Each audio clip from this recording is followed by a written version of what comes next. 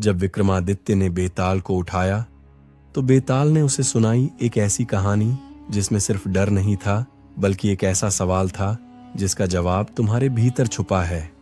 क्या तुम हिम्मत रखते हो इस डर के सच को जानने की?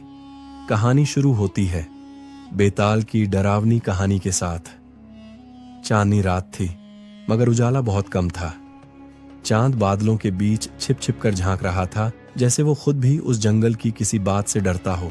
चारों ओर सन्नाटा था पर ऐसा सन्नाटा जो सुनाई देता था। जंगल की सूखी पत्तियां एक दूसरे से टकरा रही थीं, मानो कोई अदृश्य आत्मा उनके बीच से गुजर रही हो। श्मशान की सीमा पर खड़े थे राजा विक्रमादित्य, अपने दाएं हाथ में तलवार, बाएं कंधे पर झोले जैसा लपेटा हुआ मोटा कपड़ा जिसमें बंधा था बेताल। पेड़ की सबसे ऊंची शाखा से लटका था वह, उल्टा। उसकी आंखें खुली थीं पर उनमें जीवन नहीं, सिर्फ एक अजीब चमक। विक्रम चुप था।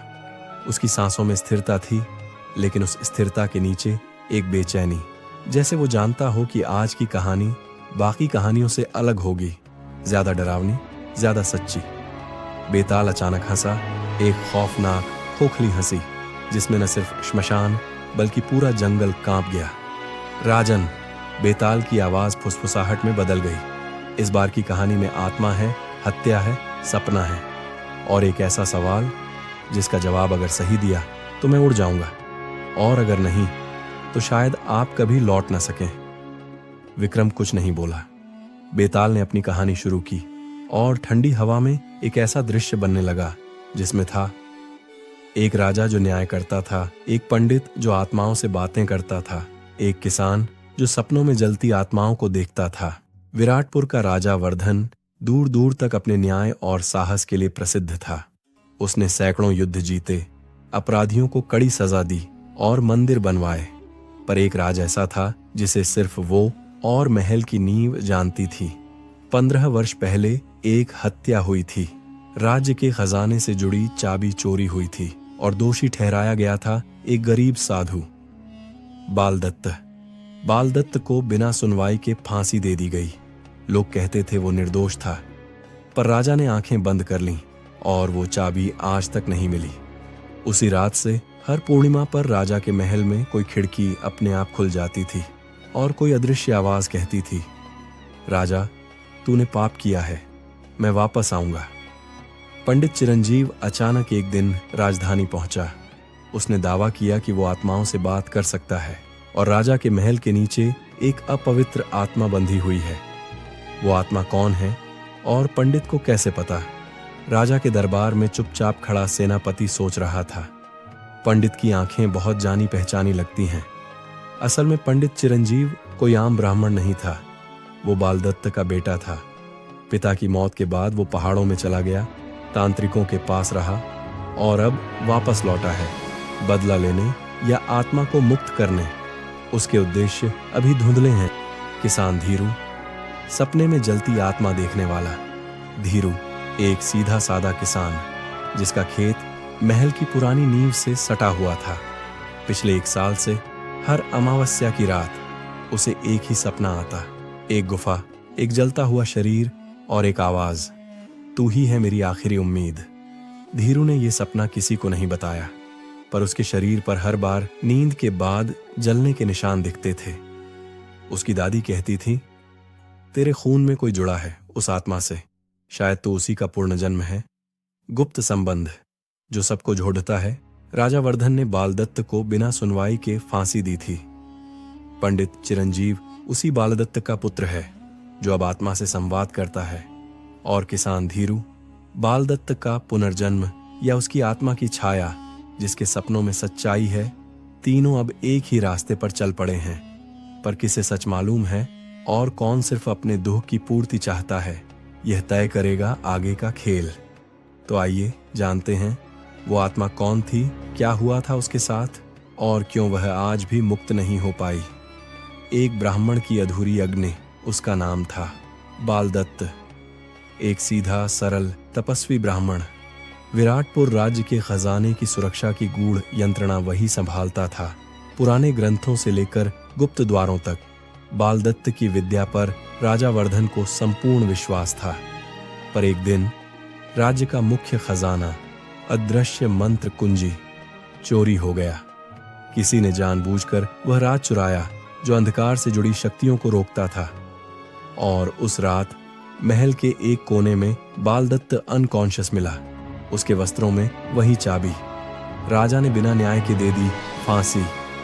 एक ब्राह्मण होकर भी तूने राज्य के साथ विश्वासघात किया। राजा के इन शब्दों के साथ पीपल के नीचे फांसी दे दी गई।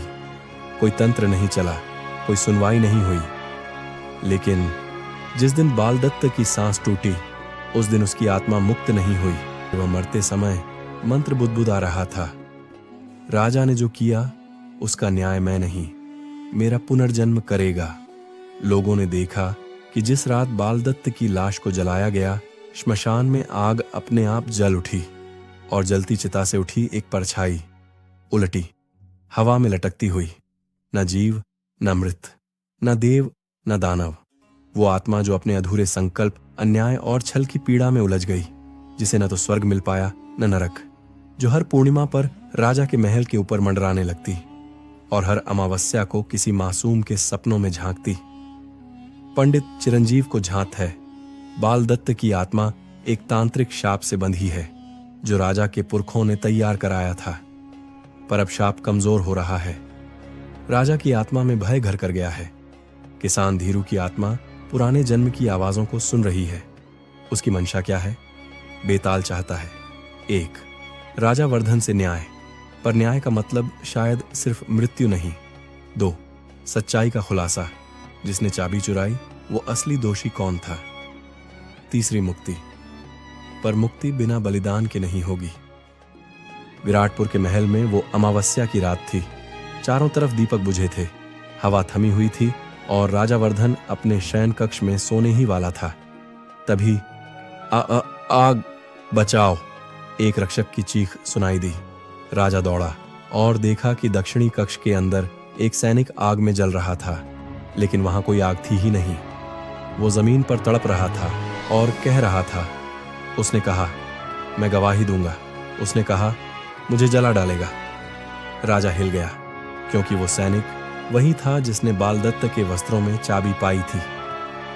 अगले दिन महल की रानी ने राजा से कहा, आज सुबह जब मैंने शीशे में झांका तो अपनी जगह किसी और को देखा।